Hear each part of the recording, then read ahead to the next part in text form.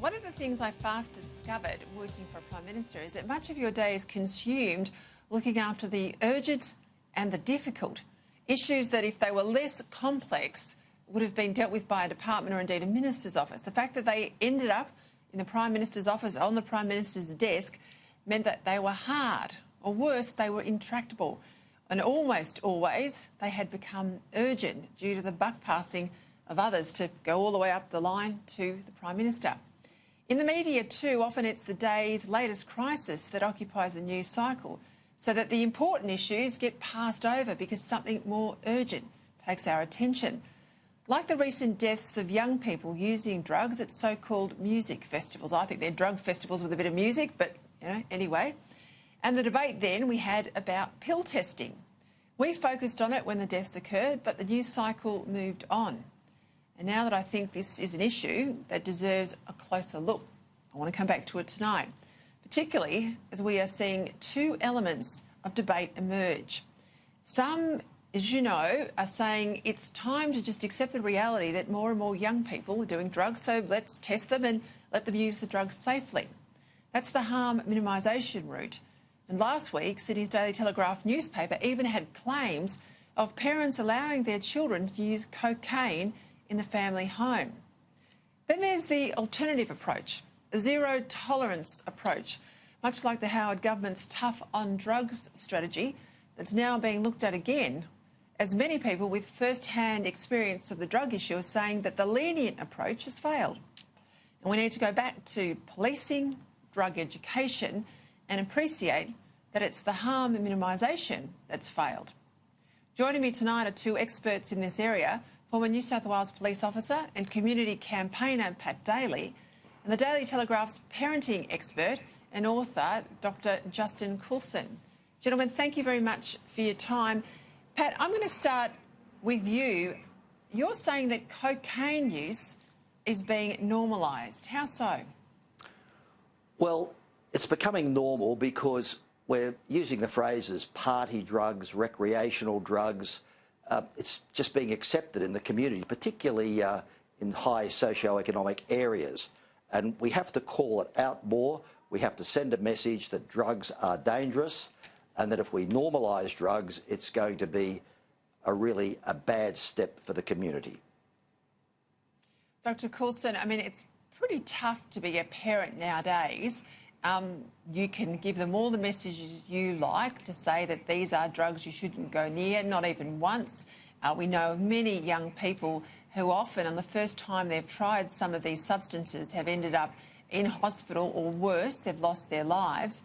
But at the same time, there's this constant debate in the community, in the media, that we really need to go down a harm minimisation route, that we can make these illegal drugs safe. How do parents cope with that? Well, yeah, I think that the lawful issues are to one side of this conversation. The area that I think is most pertinent for the average person who's participating in a conversation like this, who has their own children, is, well, the politicians will work out the law and the law enforcement will look after that, but what do I do about my kids? And it seems that when we become forceful, when we become dogmatic, once we decide that, I'm the parent and the law is the law, research seems to suggest that we're going to push that unwanted behaviour underground. The best research that we have globally seems to indicate that parents who spend time having healthy, considered conversations with their children from a young age about life generally, and as they get older about the more pressing issues around life, such as alcohol and other drugs, those are the parents who help their children to make up their own minds, to internalise their own values rather than have those values thrust upon them. In other words, when we encourage our children to, when we give our children autonomy rather than being ultra-controlling, we tend to get better outcomes. I recently completed a survey of close to 400 Australian teenage girls for a book that I'm currently working on. And one of the girls said something just brilliant that has become an integral part of what I'm writing about. She said, the stricter the parent, the sneakier the child. Stay woke. Woke obviously is an incorrect tense for stay awake. And what she's really saying is, parents, you've got to talk to your kids and engage them in conversations, not necessarily saying, if you ever do this, so help me, if I ever catch you, there'll be trouble, because the kids say, don't worry, Mum, don't worry, Dad, you'll never catch me. but rather engaging them in conversations where we say, I read this article in the paper the other day about excessive drug use or pills at festivals, or parents who are actually encouraging their kids to drink or even take pot or cocaine as substances to use at parties. How do you feel about that? Or any of your friends doing that? You know, engaging them in sensible conversations where they can start to make safe, healthy decisions for themselves with our guidance. That would seem to be a better response. Yeah, I think, though, there's a bit of a challenge, Justin. There's a bit of a challenge, and I'll go to Pat with this. You know, I'm in my mid-40s. I am of that generation that there was a lot of drug use available, certainly when I was at school and at university. I'm of that age now where, you know, my peers have children. So you have potential drug-using parents raising children who see it as quite normal that mum and dad are smoking pot or using cocaine or taking ecstasy even. It's not necessarily the harder drugs. Can't forget ice, Pat Daley. Ice is huge in a lot of regional communities. What do we do about parents often being the bad role models to the kids? Well, we're seeing a problem on the northern beaches of Sydney. I'm a Northern Beaches counsellor, and the police have recently written to all schools asking parents to do something about their children that are gathering in parks and around public places with social media gatherings, and they're polydrug using, and by that I mean using alcohol and drugs together. And that's what's causing so much violence in our community. And there's a message going out that it's okay to use drugs, but just be careful. The clear message has to be that there's no safe way to use drugs, because if we clearly go down the harm minimisation path, which we are doing, we're going to have a situation where it's going to be much worse than alcohol if we normalise drugs. So we must have harm prevention. We must stop it before it happens. We've done it with smoking. We've done it with drink driving in your studio there, or in a studio where I'm sitting here now. The staff, 20 years ago, they would have all been smoking. There would have been ashtrays everywhere. And if I would have said, oh, look, all this will stop, if I would have walked in 20 years ago, everybody would have fallen about laughing. But we've changed a whole culture with smoking. We've changed a whole culture with drink driving.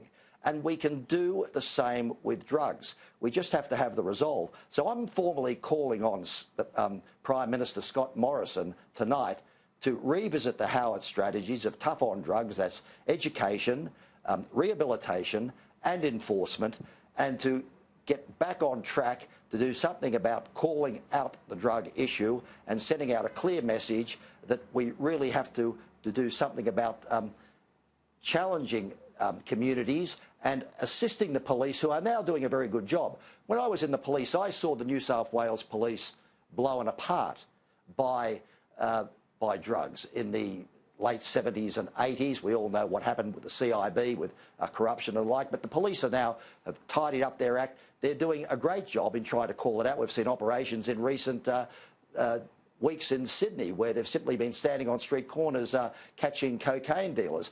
But as a community, we have to come alongside them. I had the privilege when in the police of setting up Neighbourhood Watch, and we halved crime with Neighbourhood Watch. It's all about community policing, not just simply leaving everything to the police. As a community, we have to do something about it ourselves. When I was with the Salvation Army as media director, I had the privilege of working with Major Brian Waters, who set up the first advisory council on drugs, where you were involved under Prime Minister Howard, Peter, and then also with Tony Abbott. And we did something about it because we took a tough line on it, and it's called tough love. Jeremy, do we see, Justin, sorry, do we see situations, Justin, where parents are supplying the drugs to their children, or are the kids getting their drugs from peer groups? And in the cases we just were discussing then about the northern beaches, they're congregating in public parks, etc., and sharing drugs? Yeah, Peter, just briefly to answer that question, and then I want to refer back to something that Pat said. There's plenty of evidence that there are some parents, a very small proportion, but certainly some parents who are consuming drugs and even supplying them to their parents. We know that that's happening. I've sat with some children who have been, usually in their mid to late teens, who have been recipients of their parents' generosity around the supply of drugs. That does happen. Most parents are not doing that. Most parents are very sensible and having great conversations with their kids, but there is a a small part of the population who sees things differently. The conversation that Pat's having, though, and this is just such a fundamental challenge that we face. I agree with the goal. I agree with the outcome. I think that what we're trying to do here in this conversation is a good thing. But this idea that we can tell people that there is no safe way to take drugs and expect that they're going to listen is just... It's nonsense. And the reason it's nonsense is because there's a whole lot of adults out there. Well, there's a whole lot of adults out there tonight that are taking drugs and they think that it's absolutely safe to do it.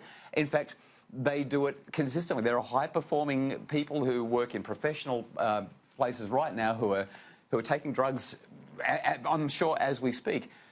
Beyond that, though, if you talk to a 15, 16, 17, 18-year-old kid and you say there's no safe way to take these drugs, they'll say, yes, there is, because every Saturday night or every Friday night I go down to the park with my friends and I watch them do it, or I do it myself. Yeah, but let me just jump in there. Justin, the lawyer in me says we also say to people there's no safe way to murder someone. Like, murder in this country has forever been illegal.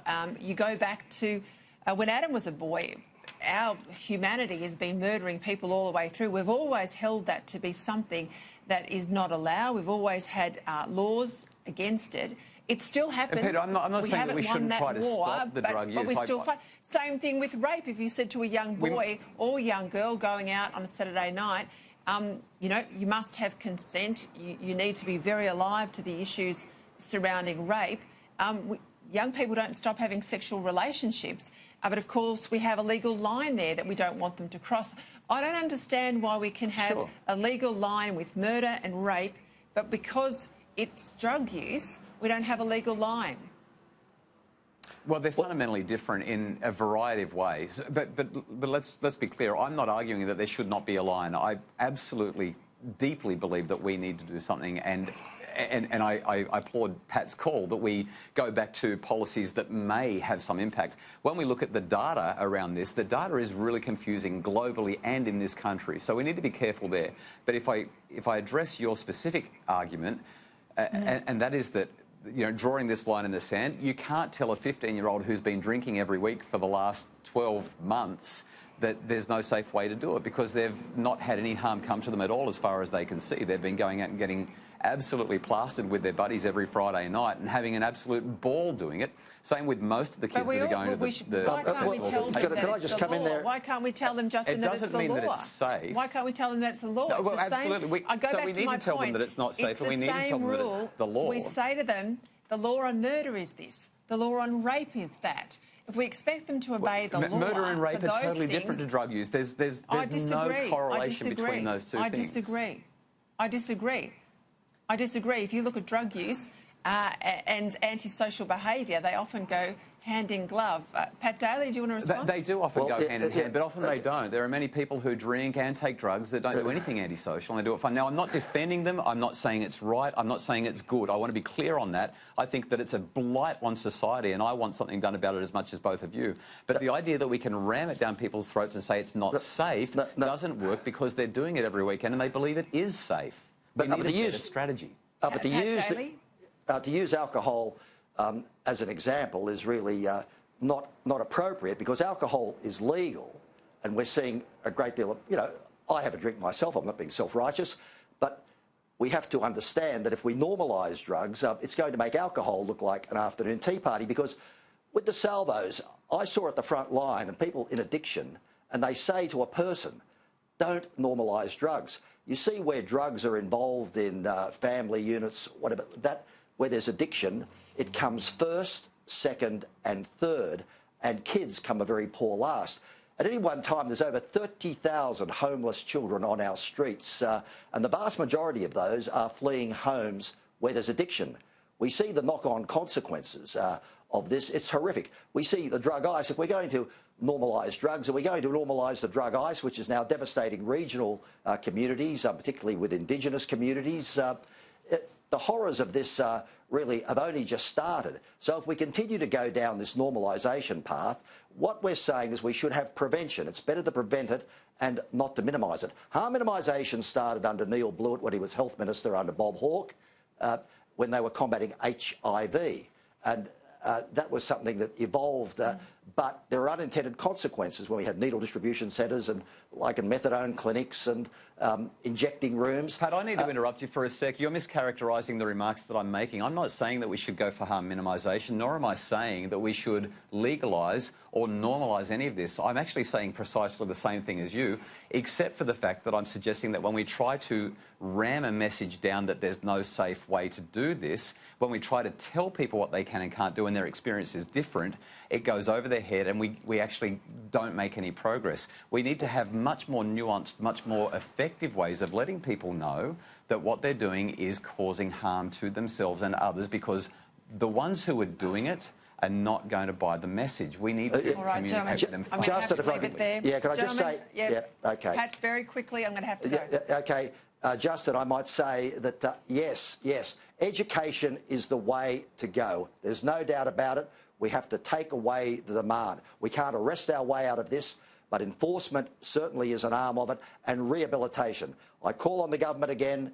We really need to do something about it at a national level and coordinate the states. Thank you. I have to say, and I get the last word because I'm the host, mixed messages from people in authority don't help either. Dr. Justin Coulson and Mr. Pat Daley, thanks very much for your time tonight. There you go. It's an issue you could talk about, and we should be talking about a lot more than we do just then, focusing on things like pill testing.